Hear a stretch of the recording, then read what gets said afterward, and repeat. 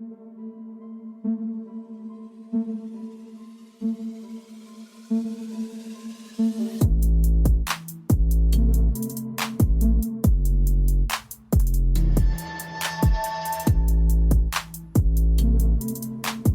up, everyone? Welcome to the podcast. I'm your host, Isaiah Copon. It's March 27, 2023, and this is Lift and Learn episode 117. In this episode, I'll talk all about being more functional overall, and I think this episode is so important because if we're not moving properly, or you are moving but with discomfort and pain, that's something to take care of before you get into the more serious muscle building routines with those big compound movements. So in the first question, I'll talk about overcoming knee problems, and then in the second topic, I'll talk about improving shoulder mobility and stability, which are both topics that I have personal experience in, whether that be dealing with it in my clients and also in my own body. Before that though, I'll talk a bit about what I've been up to lately, and that might include fitness-related topics, and it might not. If you want to follow me, your host, on Instagram, it's isaiah.copon. And you can also check out my website, isaiahcopon.com. The podcast is on Instagram at Lift and Learn Podcast, on Twitter at Lift and Learn Pod, and also on Facebook. You can just search Lift and Learn Podcast. With that being said, let's get into it. If you're looking for an effective way to gain muscle without putting as much stress on your joints, then you might want to try doing slow negatives for your exercises. One of the easiest ways to make your workout more difficult isn't increasing the weight, it's actually slowing the reps down, specifically during the negative portion or the easier part where you stretch the muscle as opposed to the opposing explosive flexing that happens during the concentric part of the movement. So if we're looking at something simple like a barbell bicep curl, most people know what I mean when I say that, it's easy to visualize. So that means on the way down, during that rep, you slow it down. Don't just let gravity take it down, and then on the way up, yeah, you can explode up, but when you're lowering the weight down, slowing that part down makes the exercise more difficult, and there's a lot to gain there. You can also slow it down on the way up if you want, but for most people, slowing down the rep during the negative part of the movement will be beneficial because a lot of the times that's where people tend to rush the exercise, like let's say on a squat, just letting gravity take you down as opposed to going down nice and slow, controlling your movement and using those muscles instead of just letting gravity do most of the work. And it's not just for building muscle as well. If we're talking about longevity, you living longer with pain-free joints, this is a way you should train a majority of the time. That's because there's less impact on your joints, because you're not super focused on always increasing load. So yeah, safer for your joints, that means less risk of injury. And injuries are the biggest things that can demotivate you from exercise or at least hinder your progress in the long term. Most people either quit altogether when they get an injury or take a lot of time off.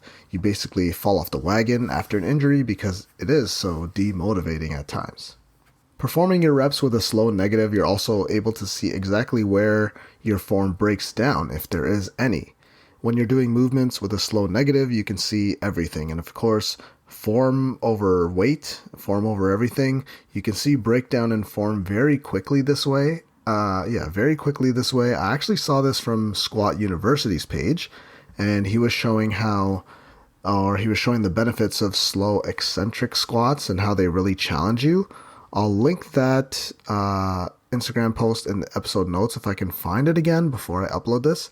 So anyways, I tried this myself, lowering for like a 20-second negative rep. I noticed that my weight would shift from side to side and my right side.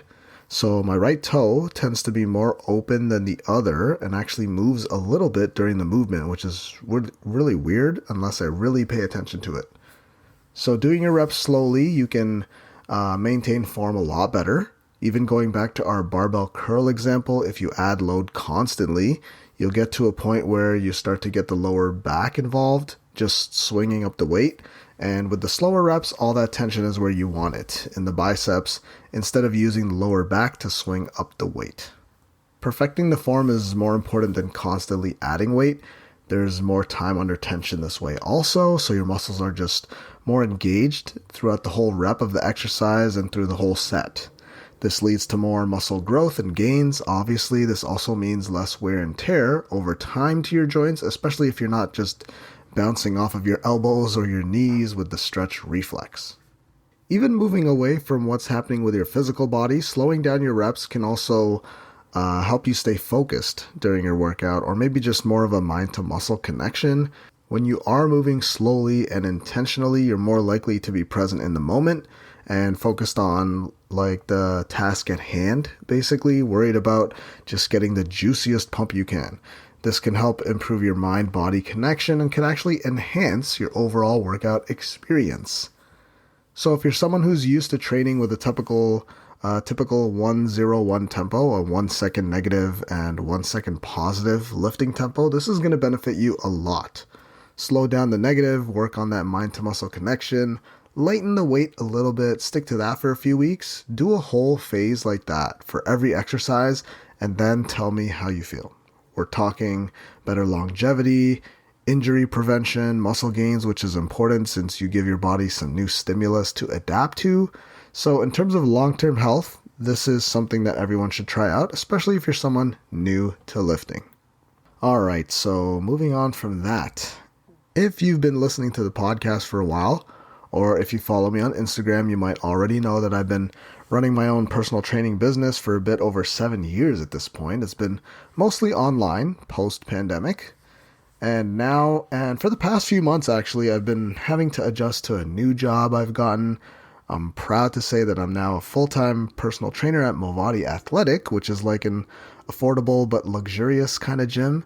There's a bunch of locations across Ontario, Canada, some out in Western Canada also, so it's not exactly a household name like LA Fitness, but the company has been growing the past few years. I like the staff there, the people, the whole environment. Gym equipment is great, maybe a little bit small, but we got some good machines in there. I have so much more access to train clients in different ways. They have a sled there, different functional rooms, classes available. It's pretty cool, and it's been a good, refreshing start to my year. This might be the year where I actually learn how to swim, since I have access to that now, which is pretty awesome, but in the few months I've been there, I have yet to go to the pool or the sauna. More importantly, it's a new challenge for me that I'm ready for. The other trainers there I've already learned a lot from. They're great. Now that I'm constantly surrounded by fit-minded people, it's given me the opportunity to expand my own offerings, and I'm even slowly starting to expand my knowledge even further, that's for sure. So yeah, that's been the start of my year. This year should be a pretty important year for me overall, and I think Movati is going to help me tremendously when it comes to getting better at my craft, better at communicating with others too, and I'm able to learn from some pretty high-level trainers and managers, which is great. I've been there for a few months now, started at the end of 2022, but I didn't want to talk about it beforehand, get too ahead of myself. I've been waiting for myself to be more established there before talking about it, but yeah, it's been great so far. Our staff is great. Other personal trainers are easy to talk to, easy to bounce ideas off of. There's some really smart ones in there, some who have even more experience than me, who I can extract ideas from. I am one of the older ones there, but I don't think all of them know that yet, which is fine.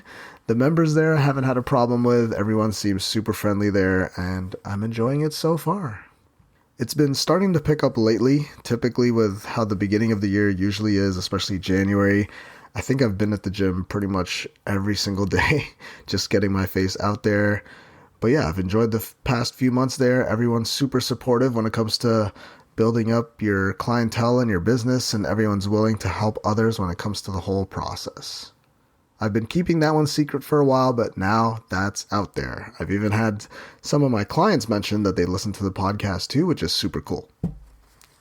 All right, so about my injury. So finger update. Dislocated my left ring finger, making life difficult right now. Slipped in the shower.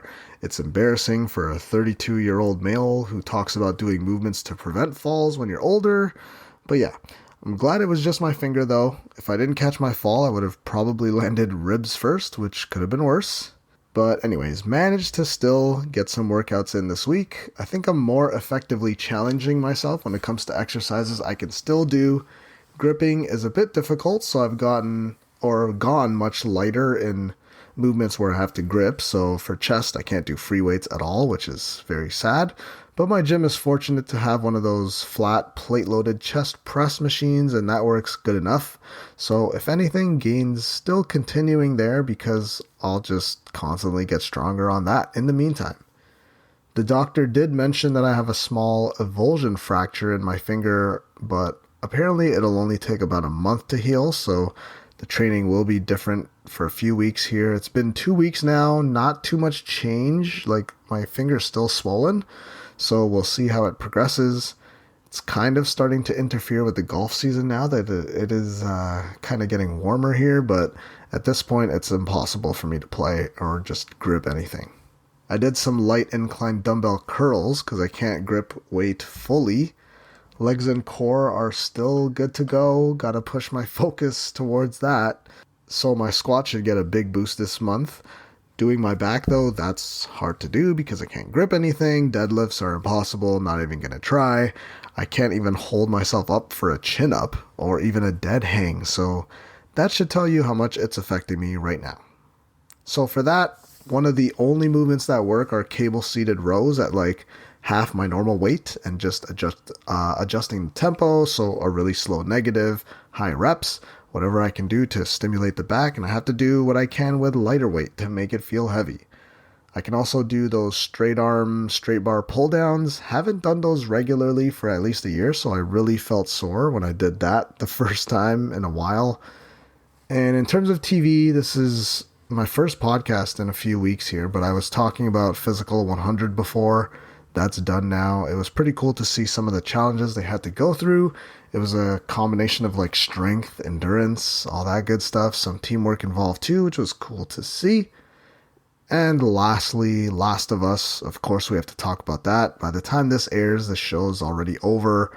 All 9 episodes will have aired already. I think overall the show was good, but there were a few, boring episodes there in the middle. But the 8th episode was a pretty good one in my opinion. I actually ended up watching how it played out in the game versus the show. And it was actually very close to exactly how the game did it, which is pretty cool to see. Keep in mind that I haven't played the game in a few years, so I didn't even remember most of these scenes, but I do remember that part with David at the end. That was like a boss fight in the game, so that was pretty cool to see. And my best friend showed me the behind the scenes of the show, which is also available to watch too. Again, that was, pretty cool to see some of the actors and some of the people behind the makeup and all the stuff that goes on. Like, pretty insane. Question 1. How to overcome knee problems.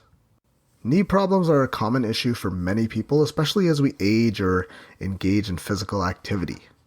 In order to overcome knee problems, it's important to understand why they occur, so why they happen, and what steps to take to manage and or prevent them.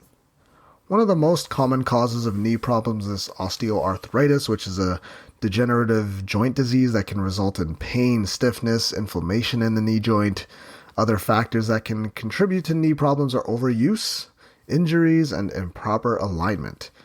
Knee problems could also just mean some nagging knee pain that develops over time, even if you haven't gone through some kind of traumatic event or serious injury or past surgeries. To overcome knee problems, there's several strategies that can be effective. First and foremost, it's important to maintain a healthy weight. That's because if you're heavier, that's simply just more weight and extra stress on your knee joint.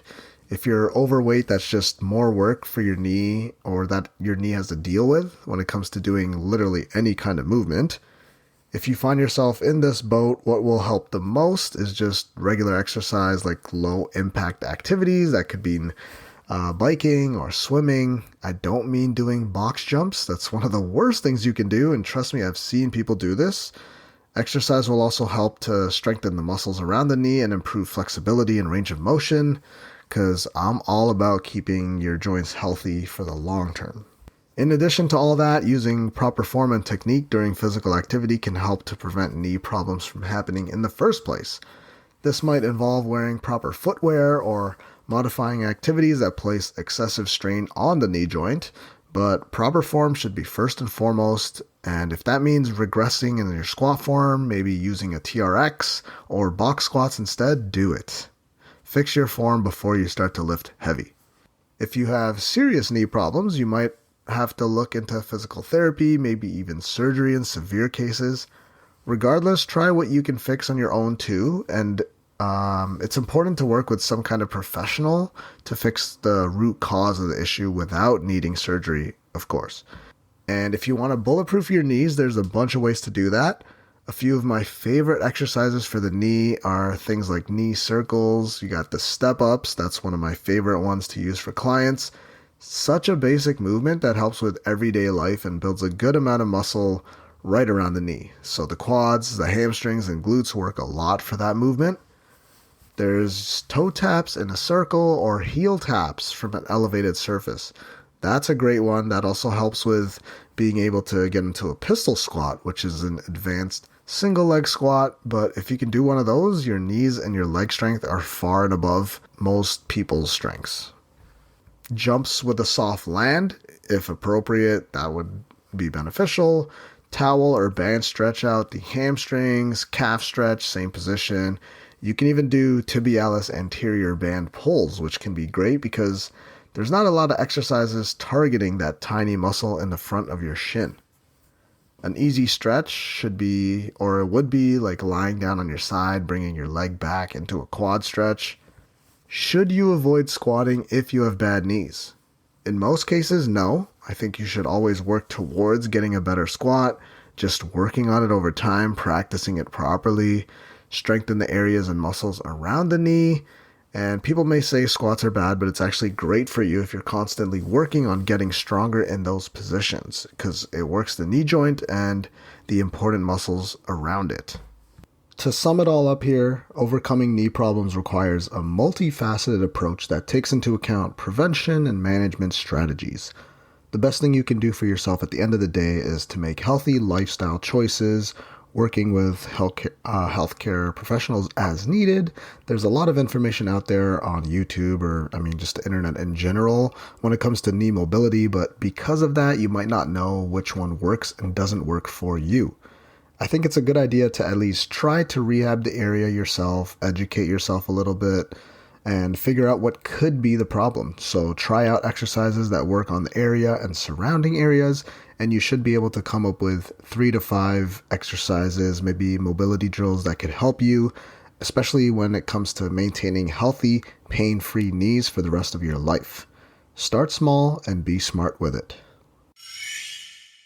Question 2. How to improve shoulder mobility and stability. I know from personal experience that the shoulder is one of those parts of the body that you want to take care of. An injury there, especially a major one, affects your day-to-day life in such a big way. This is an important area to fix because of how much our shoulder does throughout the day and the range of motion that it's responsible for. It's a ball and socket joint, which means it moves through all ranges of motion. That's what I tell all of my clients, because we all have to work or continue to work on shoulder mobility to a certain extent. Shoulder mobility and stability are essential for a wide range of physical activities, from lifting weights to throwing a ball. If you're looking to improve your shoulder mobility and stability, there's several exercises and techniques that can be effective. I know all about this one because I dislocated my left shoulder not too long ago. Well, actually it was 2 years ago now, but that was a long process for me, but I learned a lot when I rehabbed it by myself. So I'll list some of the exercises that helped me through that. Keep in mind, when I had started my whole rehab process, I couldn't even lift my arm to about 25% of a lateral raise. So it was really a started from the bottom kind of time in my life there. So let's get started into some exercises that I think will benefit most of my listeners on here. Personally, a kettlebell bottoms up press is one of my favorite exercises to use. That's been very effective the past few years, using that one with clients. In terms of working on stability, this is a great one because having that kettlebell upside down, whether you're doing a static iso hold or actually pressing it up, any slight movement off track causes that kettlebell to get wobbly, forcing those smaller shoulder stabilizer muscles to work overtime basically. Something you won't get from doing typical dumbbell shoulder press work. One key component of improving shoulder mobility and stability is developing strength and flexibility in the muscles around the shoulder joint. This might involve exercises like shoulder rotations, which can help to increase the range of motion and improve flexibility. Another effective exercise for improving shoulder mobility is the arm circle. This is where you just stand, have your arms out, and just make circles with your arm. It's a good idea to start with smaller circles and then gradually get bigger. This one's simple and it can help to improve shoulder mobility and flexibility in the shoulder joint, and I always do this one as part of my daily warm-ups for me and my clients. In addition to exercises that focus on mobility and flexibility, it's also important to work on building strength and stability in the muscles that support the shoulder joint. This might involve exercises like the shoulder press or the push-ups. Both of those can help strengthen the muscles of the chest, shoulders, and upper back. And another effective exercise for improving shoulder stability is the plank. Believe it or not, it's not just a core exercise. Most people know how to get in a plank. You're in a push-up position, but you're resting on your forearms. For this one too, if you want to do a proper plank, it's a good idea to tuck in your tailbone so that your core is engaged throughout the movement. And this movement works your shoulders as well because you have to keep yourself up. And your shoulder does a lot of the stabilizing there to keep you up. This exercise can help to build strength and stability in the shoulders as well as the core. Finally, it's important to focus on proper form and technique during physical activity to prevent injury and promote shoulder health. Just like I said with the last one, you performing exercises properly is much more important than how much weight you're lifting. If you're not lifting weights properly, then you're compromising your own risk of injury. This might involve working with a personal trainer or physical therapist to develop a safe and effective exercise program, as well as learning proper lifting techniques and avoiding activities that place excessive strain on the shoulder joint. Overall, improving shoulder mobility and stability requires a combination of exercises. You gotta have your proper form and technique, and you have to stay committed to building strength and flexibility in the muscles that support the shoulder. And I mean all the joints in the body, really. Try out some of the movements I mentioned today, and they should get you started when it comes to preventing injury, improving athletic performance, and maintaining healthy, pain-free shoulders for years to come or for the rest of your life. And that concludes episode 117 of the podcast. Thank you for listening. If you really enjoyed the episode or my podcast as a whole, then please leave a review and comment on iTunes or whatever your choice of podcast platform is. Also, if you haven't already, you should hit that subscribe button because I'll be releasing episodes every Friday. If you want to follow me, your host, I'm Isaiah.Copon on Instagram, and you can also check out my website, isaiahcopon.com. If you want to follow the podcast, you can check out @Lift and Learn Podcast on Instagram, and there's also a Facebook page if you just search Lift and Learn Podcast.